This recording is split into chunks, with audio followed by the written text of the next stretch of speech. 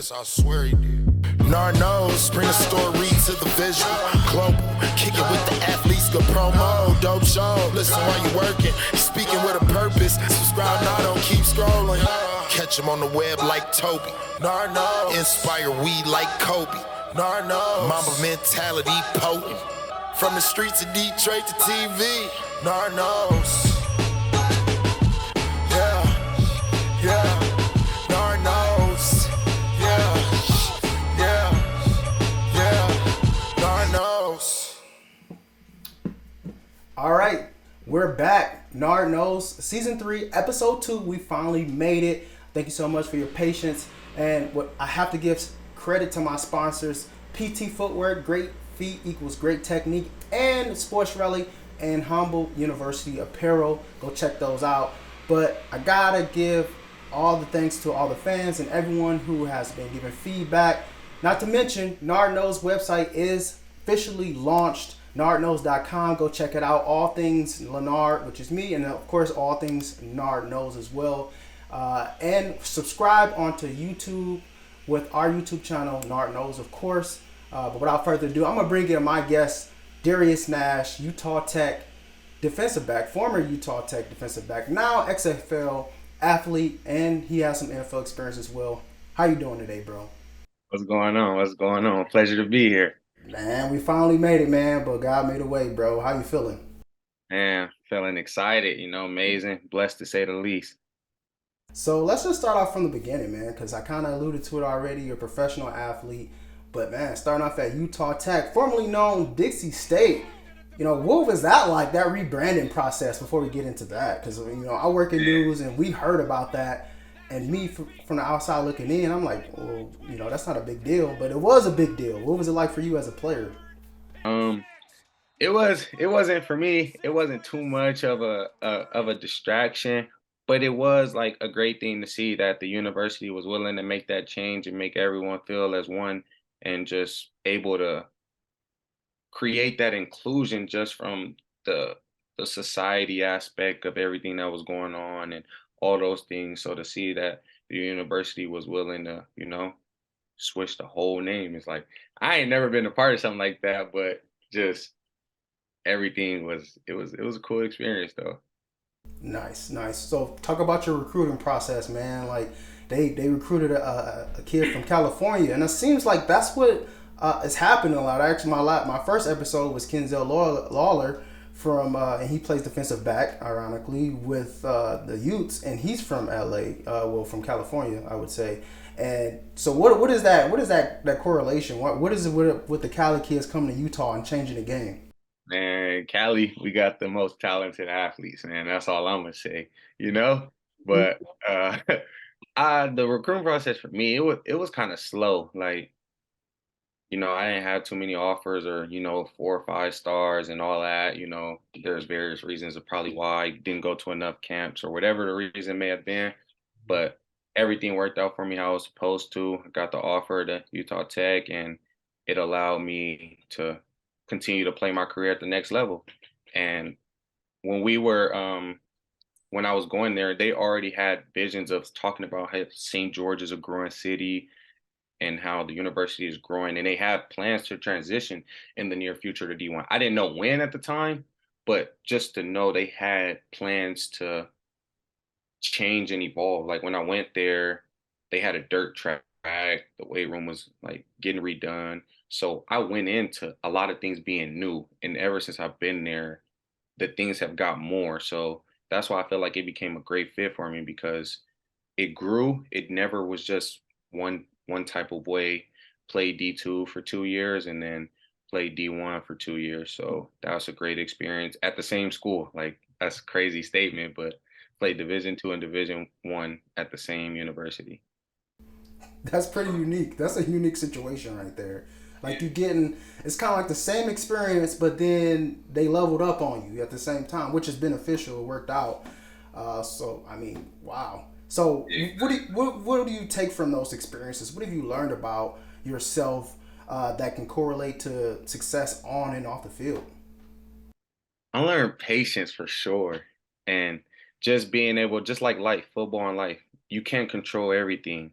And things are going to happen that you don't expect to happen, whether it's a blown coverage, a turnover, whatever it may be. It's like, and I'm a passionate person. Sometimes I get frustrated and things with life or things that happen back home, but football and like being in college and on your own, it kind of make you figure out like how are you going to handle these situations because it's up to you. And so I learned patience and how to be a leader and how to just lead and bring other people with me instead of trying to figure out or just be focused on myself.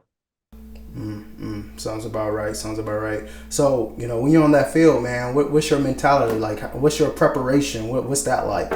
Man, let's go out there and dominate, just dominate and try to get better and perform. Like, of course the goal is to win. It's always to win, but besides that, like if you put it in like a tunnel vision is do your 111, do your job and perform your job to the best of your ability. So my mentality has just always been to win my matchup, win my assignment, and just perform and just be comfortable out there and just have fun.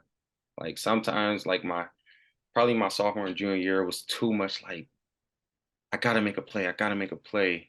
But it's allowed me this senior year, my senior year, just with the experience, I was able to just relax, have fun, and just, perform.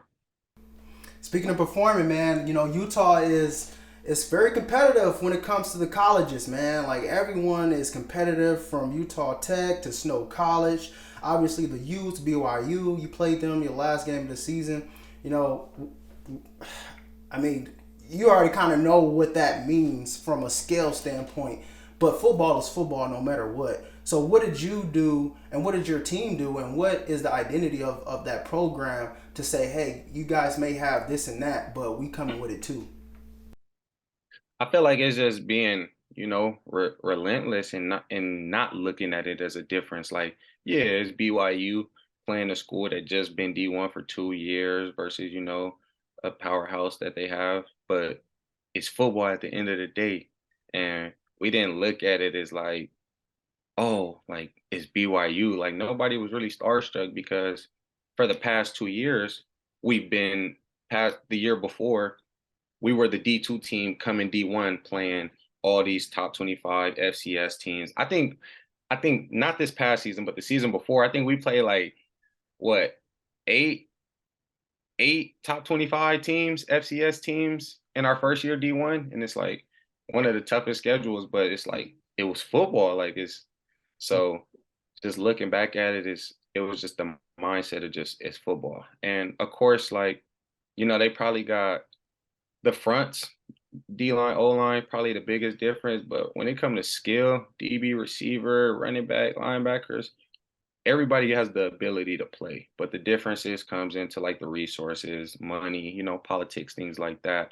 But I feel like Utah Tech not gonna sit here and, be realistic. We're not on the same level, but we're for sure going up and climbing continuously each and every year. And from where we started to where we are now, we're just getting better and better and better. So, it's anything with changes, rebuilding. Like this year is going to be a big rebuilding year for them because we lost a lot of seniors. But I got some DBs that I mentored that are for sure going. I passed the torch to Jordan Scott, Devin Perkins, Jagger Williams, a couple guys that just right off the top of my head that I know, like Will Leota, like a lot of guys that I know that even though they were young, they for sure ready to take over and be in the position that I was in 2 years ago. So I'm excited for them to see how they perform. Man, that's dope, bro. And I ain't gonna lie to you, man. I've been to BYU's practices. I've been to the U's practices. And obviously, you got guys that are big NFL size, quote unquote. But for the most part, bro, and it's not a knock. That's a lot of dudes that I'm bigger than that's play for BYU. It's a lot of dudes that's the same size as me that play for the Utes. You know what I'm saying? I haven't been lucky enough to make it to like Utah Tech or Snow College, but I know some people who played for them and I've played with them. You know what I'm saying? So it's just like, it's really all about mentality at the end of the day. And the size and the measurables, those are the things that scouts care about, coaches care about. But at the end of the day, it's dudes in the league that so-called undersized that are millionaires because of their ability. So like people like yourself, you know what I'm saying? Like I don't, I've never stood next to you, but I'm pretty sure there's something about you that puts you over the top, which is why you went to a Saints mini camp, which is why the XFL thought you were worthy to be in the draft pool and to get drafted by the Vegas Vipers, which leads to my next question. Now that you're a professional athlete, going from college and all the things that you learned there, what's the mentality like now? Is there a switch, or do you kind of like go Super Saiyan mode? Nah, it's I don't think it's a switch because I've been having this saying for the past like year and a half.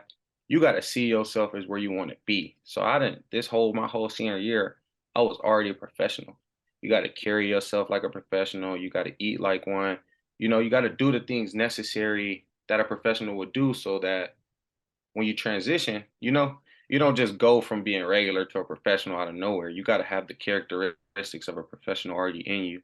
So that's been my mindset this whole year. Just to be a professional, you got to work hard, be consistent, be a leader, be a great person as a whole. Because football isn't just on the field. You got to have great character. So just having character for people in the community, and just trusting God and standing on my beliefs, and that's going to continue to carry me through my career. Of course, I'm not at the peak, but the foundation that I have that got me here will be the foundation that'll continue to keep me here and elevate me. So talk about the experience with the Saints, man. Like, the draft concluded. How did they hit you up? How did that work out? To hit your agent up, and Yeah. then just kind of walk us through, man. A lot of people don't have that opportunity. Like, walk me through that, man. Like, let me live vicariously through you. What was that like? Walking into that building, putting on that helmet, strapping it up. It felt crazy. Like it was a great experience. I met some cool, genuine dudes out there, and I showed up early, left late, and just being there, just like it's when you get there, everybody on the same platform. Everybody is on the same, got the same meetings, got the same practice, got the same schedule. And when you're out there, it felt like I was meant to be there. And a lot of the dudes, everybody there had the same mindset, the same goal. So it was nice to be, just at that next level with, because in college, you're everybody not on the same mindset. You got some people that's just doing college for college, some people that's here just because they want to be on the team and be cool, and you got guys that really want it. But at the NFL level, everybody want it. So every day you got to compete, and it was exciting experience. The facilities is crazy, you know, food, eating good. It was a great time. And my family was from New Orleans. Like my parents, my dad's side, they were born and raised there. So that was good to be able to go back and, for the time being. But, you know, So what was the biggest lesson you learned from that, man? um, it's a business. No matter, you could go in there and do everything right, Mhm. but you gotta mentally be tough enough to say that, yeah, that didn't work out, but it's not over because, it's politics now. It's the numbers of safeties, it's the numbers of players, and it's not just based on your ability now. It's on, yeah, you might be talented, but if it's eight safeties and you're the ninth one, you know?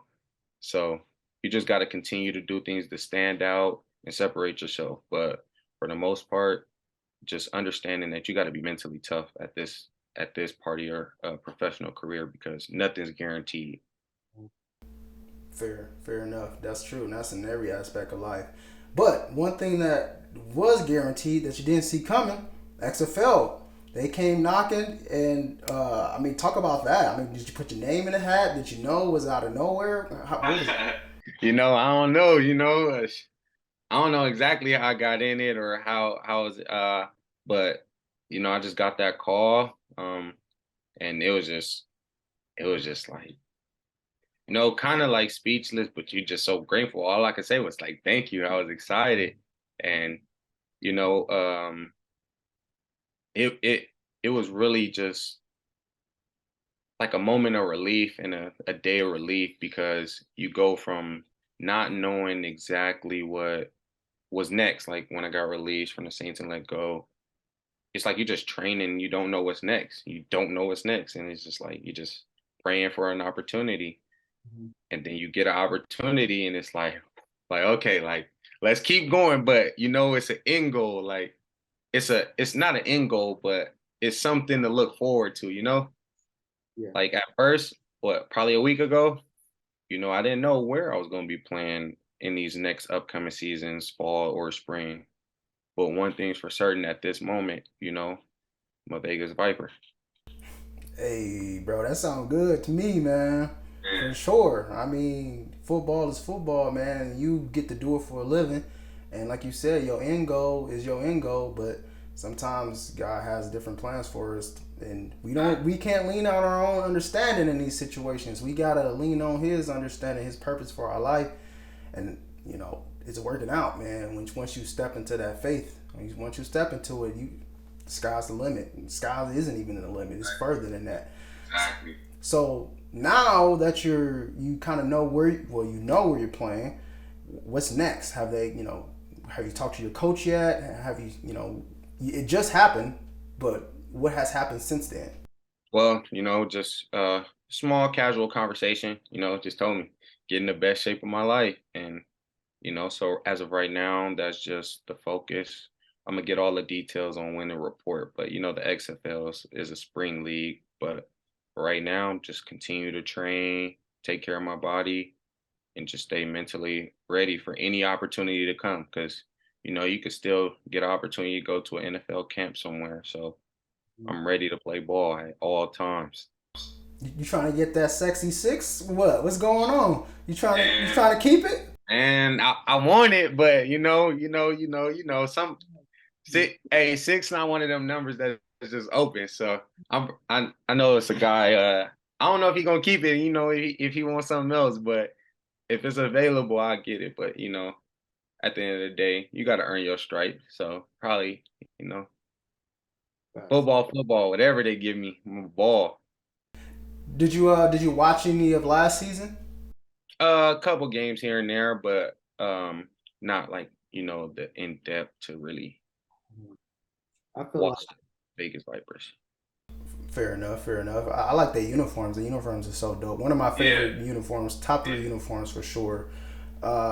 So who motivated you on and off the field, man? I know your family's super proud of you, but on and off the field, who's been impactful to where you are and where you're going and headed in your life? I say my DB coach, like that's the first hand. That's the guy I've been with for the past 4 years.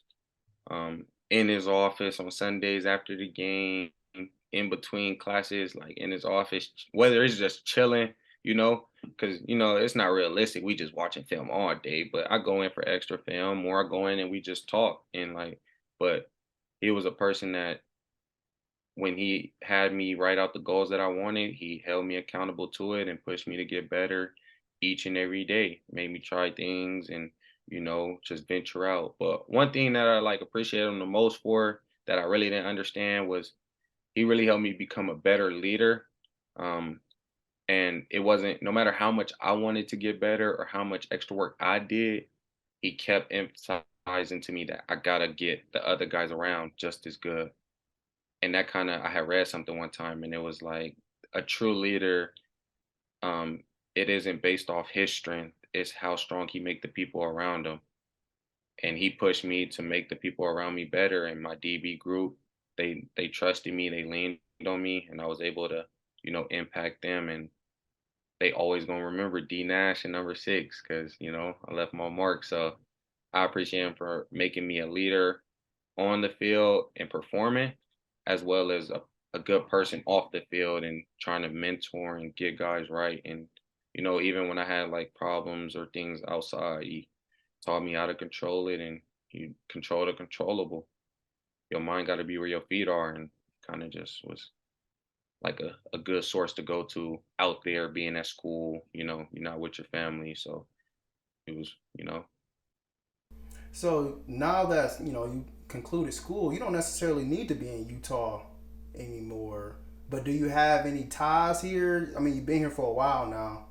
oh, yeah, St. George, they know me. They know me. They know me.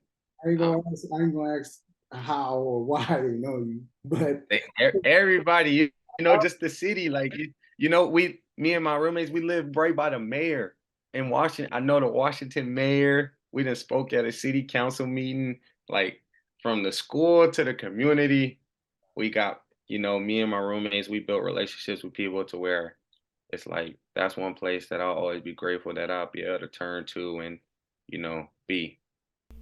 I mean, categorize small. I was about to say Small Lake City because that's exactly what it is. But Small Lake City. Salt Lake, man. Like, I mean, I can relate to you on this. I'm kind of like an outsider who fell in love with Salt Lake, and as moving here has changed my life for the better.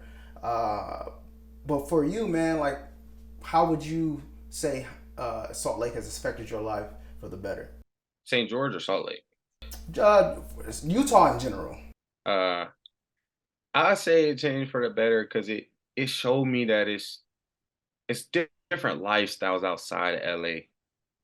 Just being somewhere else and just your living is different. Like it's just the air is different. Like it's just different. Like it's not home, but it puts you in a different place, a different environment, and allows you to kind of just see like, wow, like okay, like this is something good, this is something that bad, like this is like back home, this is not, but it gives you an experience of like, wow, like so, and it's close to Vegas, so it's kind of like you get the California experience, the Vegas experience, and then the Utah experience.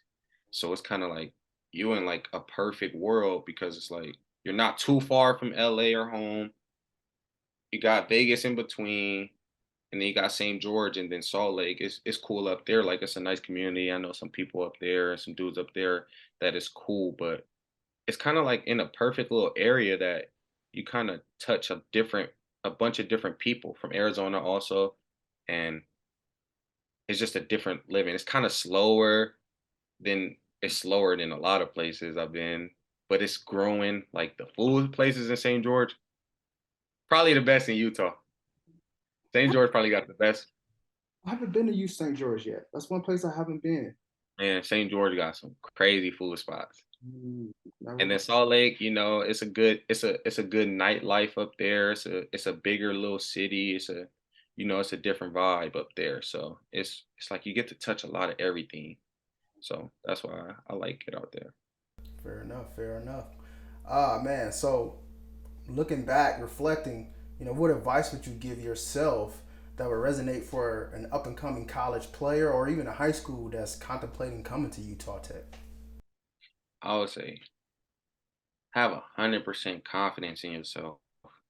Like everybody has confidence. Like I had confidence in myself and my ability, but I did feel like at a point early that wow, it's gonna be hard. Like, do I got an opportunity to go to the next level from a small D2 school that's not, and just looking now, it's like it really don't matter where you go, like, because it's like I've experienced it and lived it. And it's like there were some rare cases where there are guys that go from small schools to the league. Like Brandon Carr, he went to Grand Valley D2, but they was a big D2. They was basically D1. yeah.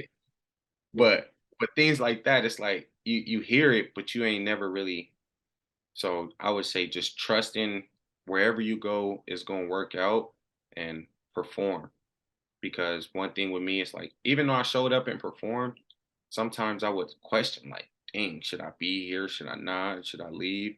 But I stuck it out and I was there my whole career, and it means a lot. Like it's a great experience. Like just to be able to say like I was there, I stayed here, and I made it out to where people that come after me, they know they got a possibility and a chance. If they perform, they got the same opportunity that I had. Dope, man. Well said. Well said. One more question for you, man. I appreciate you so much for your time. I gotta ask. Give me your top five DBs in the league, bro. Top five, Top five. we got Derwin James, Jalen Ramsey, Xavier Howard. Ooh, these last two. You gotta go Sauce, young bull. and then Kenny Moore. Solid. That's a solid list. Those are a lot of players who don't get scored on much, if at all, for real. And it's just like those are people I feel like I like the game that they play to where it's like I can kind of relate to a Derwin James or Jalen Ramsey long frame, like Sauce is a long corner. That's why I like him. It's like it's not too many long corners. And then Kenny Moore in that slot, I like his slot game for sure. I'm sad him and Gilmore really did. I mean, they were a great duo, but I'm sad that he left because Gilmore left. He with Diggs, which is gonna be crazy to watch. But those two together, they look good together. And I'm kind of sad that he left the Colts, but it is what it is. It's a business as you experienced.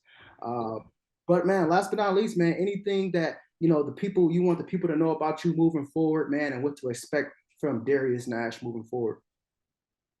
I mean, just keep expecting me to keep growing and going, and I want the people to know that, it's not all just on me, it's God's plan and the will he has. So just keep your faith and stay consistent in whatever you're doing. Because, we all can't do it by ourselves. So it's good to lean on somebody that's gonna always be there. So give glory to God. Hey man, amen to that, bro. Amen to that. And you know what? I gotta say, testimony for me, I appreciate God sending people like-minded people like yourself, like Kenzel, like all the other people from season 1 and season 2 who give credit to God, because without him, man, we can't get anything done. We just can't, and we can't. We can get certain materialistic things, but the longevity of it, the purpose behind it, what are the answers to those questions? And you gotta seek a higher power to get that, because we're only human, so we can only control so much, so I appreciate God for sending me people like yourself, and I appreciate you for being on the show today, man. I really I just can't thank you enough, man. And God bless you on your journey. Stay healthy, and keep balling, bro. You got a friend in me, you got a fan in me. Keep doing your thing, bro. I'll be watching. Appreciate it, man. Thank you for the opportunity. Oh yeah, definitely, bro. Definitely. Yeah.